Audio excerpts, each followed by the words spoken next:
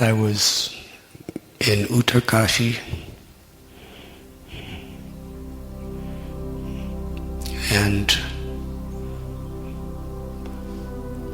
after living in a cave for some time, I came down to the village. I was just meditating up there and just contemplating, reading some holy books. When I came down to the village, there was a group of sadhus in this little ashram. They were offering some free prasad. So I was there. And one yogi came out of the forest. And he spoke very boldly. He said, "I challenge, bring all the doctors and scientists of this area to meet me." He gave a specific time. He said, "I will challenge them." So about a dozen doctors came. They were all sitting in this little ashram, and this yogi comes back out of the forest. And he said, "I want to show you the power of yoga. You are so much running and running and running to all your materialistic sciences that you've forgotten the incredible heritage of your own culture.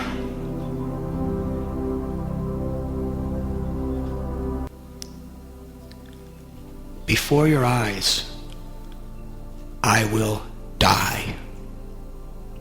And you test me with all your instruments. And in exactly 30 minutes, I will come back to life to show you the power of yoga." Doctors were watching. He sat in a Padmasana and began to inhale and exhale. Bastrika Pranayam. It was very, very forcefully for about 2 minutes. And then he inhaled and sat completely motionless. And the doctors, stethoscopes, pulse, he was dead. There was no heartbeat, no breath, no pulse. Even I went and borrowed a stethoscope and was like putting it over his heart and listening. And exactly 30 minutes later, to the second, he exhaled, stood up, and walked back into the forest. You don't know how to do it, it seems like a miracle. But through yoga process, you just learn how to do it.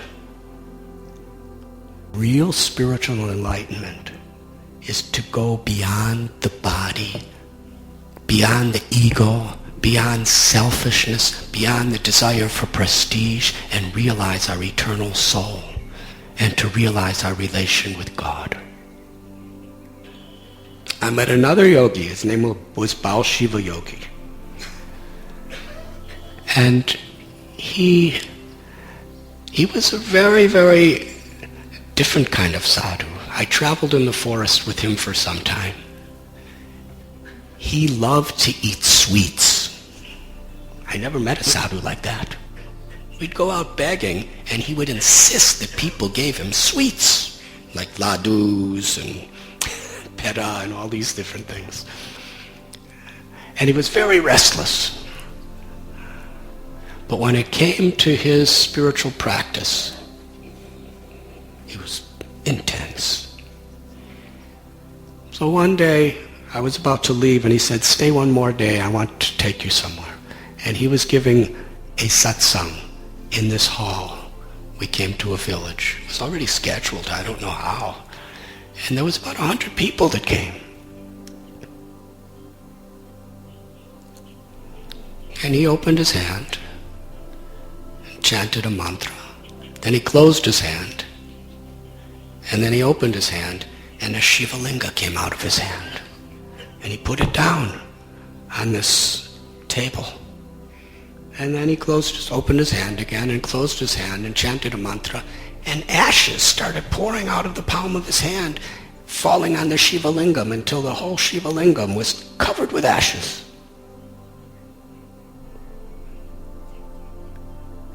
And the people came up to worship him and honor him as God.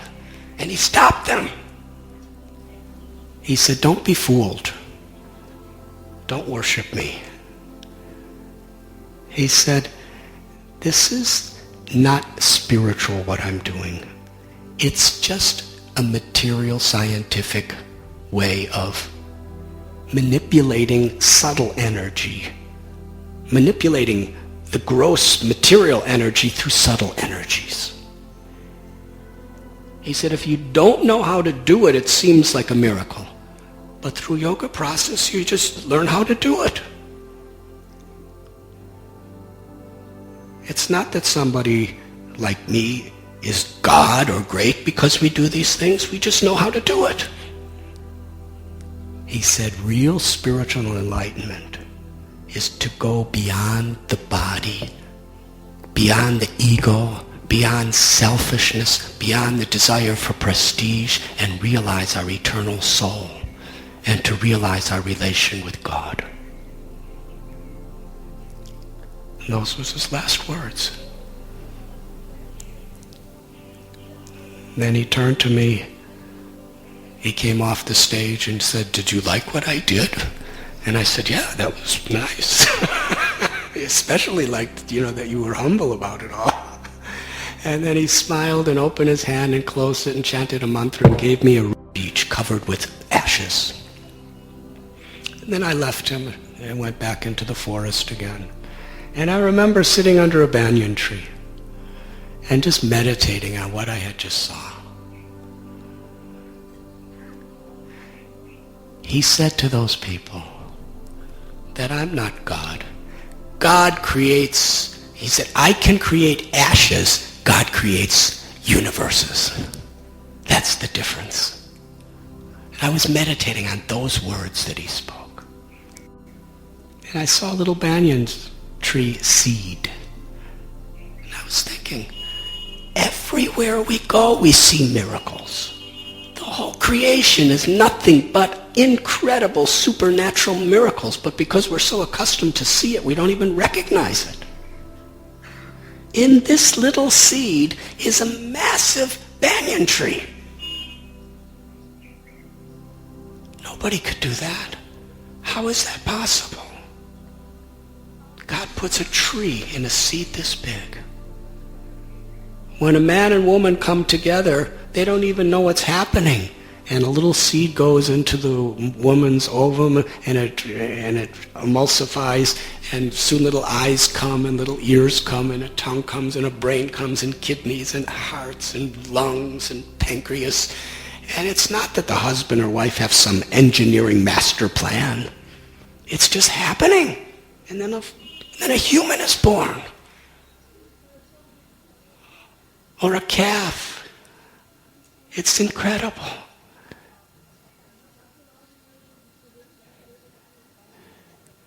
If a human could walk up walls, it would consider be a miracle. But every day we see spiders and flies walking up walls, and we just, walking up walls. If a human could fly, we'd think that's a miracle. But every bird, they don't have to take aviation lessons. They just fly. Their mother doesn't even teach them to fly. They just know how to fly. And fish, they could live their whole life underwater.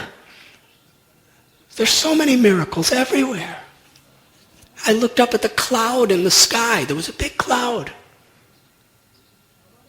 And I was thinking, in Bombay, during the monsoon season, at least once a year, there's a cloud that forms that totally floods the whole city.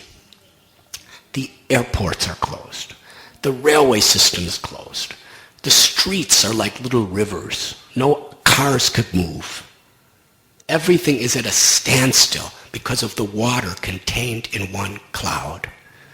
But before the rain, the cloud is just floating in the sky.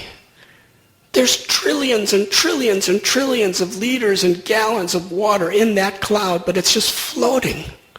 And a little breeze comes and moves it. That's a miracle. We're seeing it every day.